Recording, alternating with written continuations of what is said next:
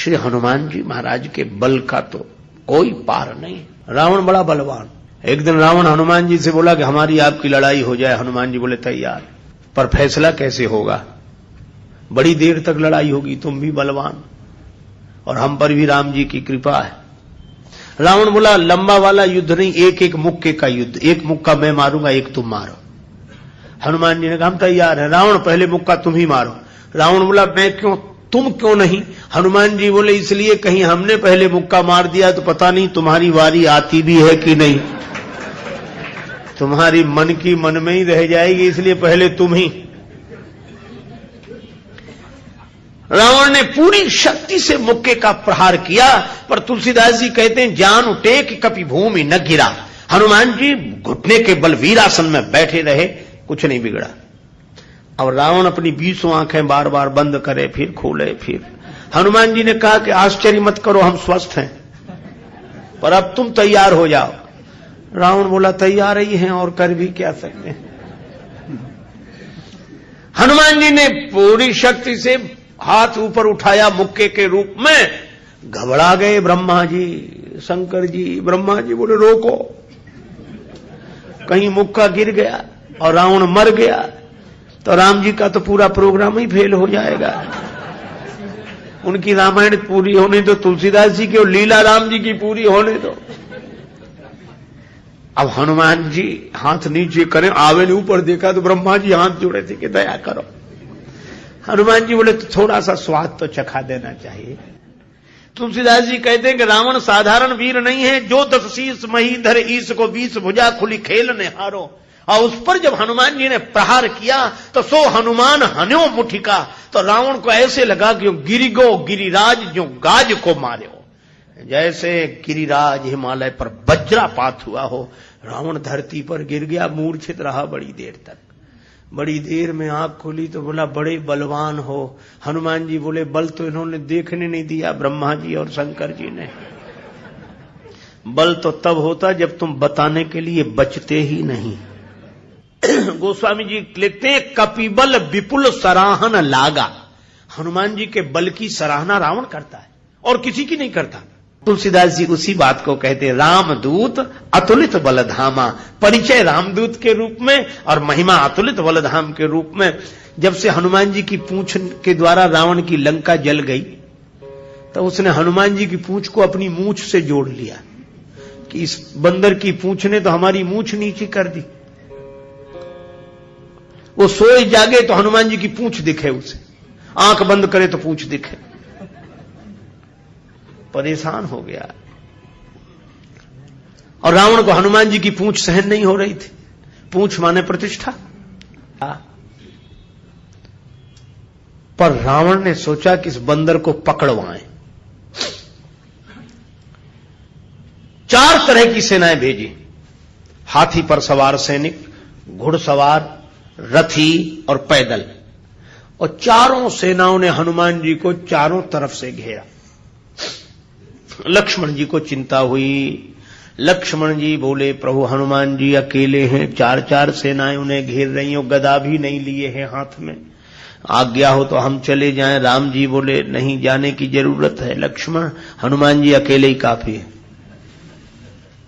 अतुलित बलधामा। अच्छा तो लड़ेंगे कैसे? बोले अभी देखना। और सच में लड़ाई शुरू हुई। चारों सेनाओं ने इकट्ठे होकर आक्रमण किया हनुमान जी को चारों तरफ से घेरकर। पर वारे बजरंग बली अतुलित बलधामम। वीर बजरंग बली ने जिस समय छलांग लगाई, और ऐसी छलांग लगाई पवन के वेग को लज्जित करते हुए वीर बली बजरंग ने कि हाथी पर पहुंच गए। हाथी पर सवार सैनिक को नीचे गिरा दिया और पलटी खाकर विशाल रूप बनाकर हाथी को ही हाथों में उठा लिया। अब बोलो गदा से तो 2-4 मरते, और हाथी जिस पे पटकेंगे 2-4 मरेंगे। और इतनी फुर्ती कि एक हाथ से इसमें हाथी, एक से उसमें हाथी, और दोनों हाथियों को ऐसे जो किया, हाथी सो हाथी मारे। हाथी उठा के हाथी पर पटक दिया। और इतने में घुड़सवार लोग आए तो घोड़ा उठाकर घोड़े पर और रथ उठाकर रथ पर। राम जी कहते वाह हनुमान वाह वाह वाह। 4 इन सेनाओं से, रथियों से, हाथी पर सवार सैनिकों से, घुड़सवार सैनिकों से अकेले लड़ रहे हैं। लक्ष्मण जी बोले कमाल कर रहे हैं हनुमान जी, 3-3 सेनाओं से हाथी को समाप्त कर देते हैं, दोनों मरते हैं। रथ जिस रथ पे पटके दोनों खराब, घोड़ा घोड़े पर पटके दोनों मर गए। लक्ष्मण जी बोले कमाल कर रहे हैं हनुमान जी। तुलसीदास जी बोले अतुलित बलधाम है। राम जी बोले लक्ष्मण और एक बात तो देखो, ये तो आगे का कमाल है, पीछे तो देखो। पीछे क्या? बोले पीछे पूंछ अपना कमाल कर रही, जो चक्कर में पड़ा लपेटा पटका साफ किया, फिर दूसरे के लिए तैयार। और पूंछ की लंबाई निश्चित हो तो आदमी सोचे कि इस एरिया मत जाना, खतरा है, पर ये पूंछ बढ़ भी जाए और घट भी जाए। कवितावली में रावण सोच रहा था सेनाएं इकट्ठी गई है तो बंदर को पकड़ के लाएंगी, एक बंदर 4 सेनाएं। न तो सेनाएं लौटी, संवाददाता लौटे, समाचार देने वाले। रावण ने कहा बंदर कहां हैं? संवाद देने वाले बोले बंदर तो वहीं। सेनाएं कहां? बोले साफ मर गई सेनाएं। हां, क्यों? कहा कि महाराज उस बंदर के सामने टिकना मुश्किल है, जो सामने गए टिके ही नहीं, जाते ही साफ हो गए। रावण बोला वो ना समझ थे जो सामने गए, सामने अगर नहीं टिक रहे थे तो पीछे से वार करते, चोर हमला करते, पीछे से पकड़ते। संवाददाता बोले नाराज मत होना, आगे वाले तो कुछ देर टिके भी, पीछे वाले तो उतनी देर भी नहीं टिके। कहा पीछे क्या गड़बड़ी होती थी? बोले पूंछ में लपेट कर। रावण बोला चुप, फिर वही पूंछ, मेरे सामने पूंछ का नाम मत लो। संवाददाता बोले नहीं ले रहे। रावण ने सोचा कि इस बार हम भेजेंगे, अमर सेना भेजेंगे। कवितावली में वर्णन है मरने वाली सेना नहीं, अमर सेना, मरेगी नहीं। राम जी के दल में गुप्तचरों से समाचार पहुंचा कि अमर सेना आ रही है। विभीषण जी बड़े चिंतित हुए, राम जी चिंतित हुए, अमर हैं तो मरेंगे नहीं। और राम जी बोले हमारी प्रतिज्ञा कैसे पूरी होगी, निश्चरहीन करऊं मही, और ये है अमर। हनुमान जी को पता लगा। हनुमान जी बोले प्रभु चिंता मत करो, दास को आज्ञा दो, कल एक नहीं बचेगा।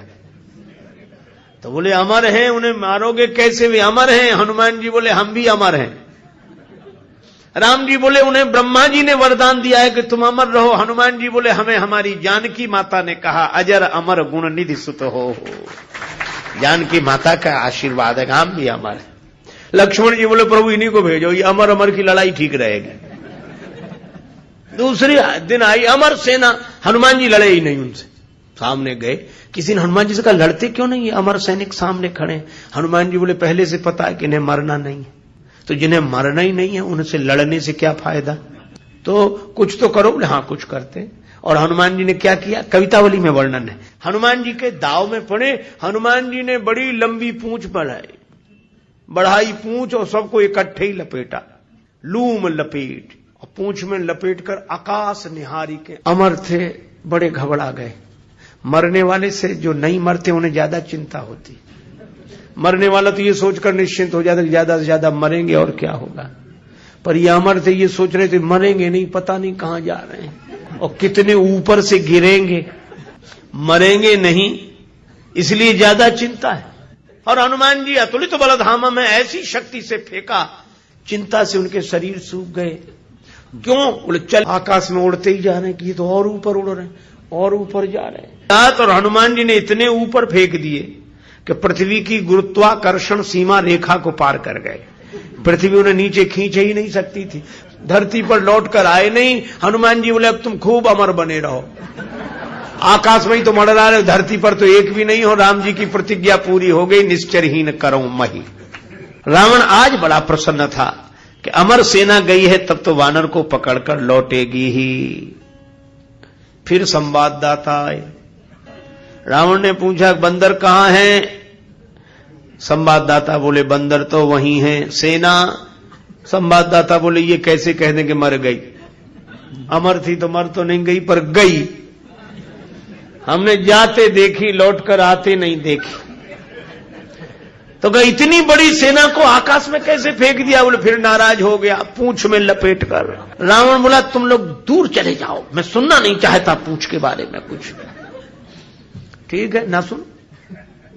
रावण अकेले में सोचने लगा कि मैं भी तो जरा देखूं, यह काम अपने हाथ में लेता हूं, किसी को सौंपने से बात नहीं बनेगी। हनुमान जी रण प्रांगण में बैठे थे, रावण चुपके से गया पीछे से दबे पांव और उनकी पूंछ पकड़ी, 20 भुजाओं की ताकत लगाई कि ये पूंछ उखाड़ ही डालो। हनुमान जी लड़े नहीं। किसी ने कहा लड़ते क्यों नहीं? बोले सामने आता तो लड़ते, जो पीछे उससे क्या लड़े। तो कहा कुछ तो करो। रावण सोच रहा था कि हनुमान जी अब मुड़ेंगे और हमसे भिड़ेंगे, पर हनुमान जी न भिड़े न मुड़े, उड़े।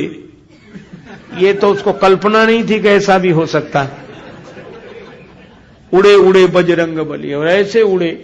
रावण पूंछ पकड़े था, जल्दी जल्दी में छोड़ नहीं सका। कल्पना होती तो छोड़ देता। और रावण पूंछ पकड़े था, हनुमान जी उड़े तो रावण भी लटक गया। पहले पूंछ छोड़ नहीं रहा था, अब छोड़ सकता नहीं था, अब तो पूंछ ही आधार था। हनुमान जी उड़ते ही जाए, उड़ते ही जाए। अब रावण ही कह रहा था कि हे शंकर भगवान, ये पूंछ कहीं टूट न जावे या हमारे हाथ से छूट न जावे, नहीं हम तो कहीं के नहीं रहे, न धरती के न आसमान के। तुलसीदास जी बोले, रावण जिनके चरण पकड़ने चाहिए उन संतों की प्रतिष्ठा की पूंछ उखाड़ने की कोशिश करोगे तो कहीं के नहीं रहोगे, न धरती के न आसमान के। और हनुमान जी का कुछ नहीं बिगड़ा, आज तक कुछ नहीं बिगड़ा। इसीलिए हनुमान जी महाराज के बारे में तुलसीदास जी कहते हैं कि वे अभिमान शून्य हैं, उनका अपना अभिमान नहीं है।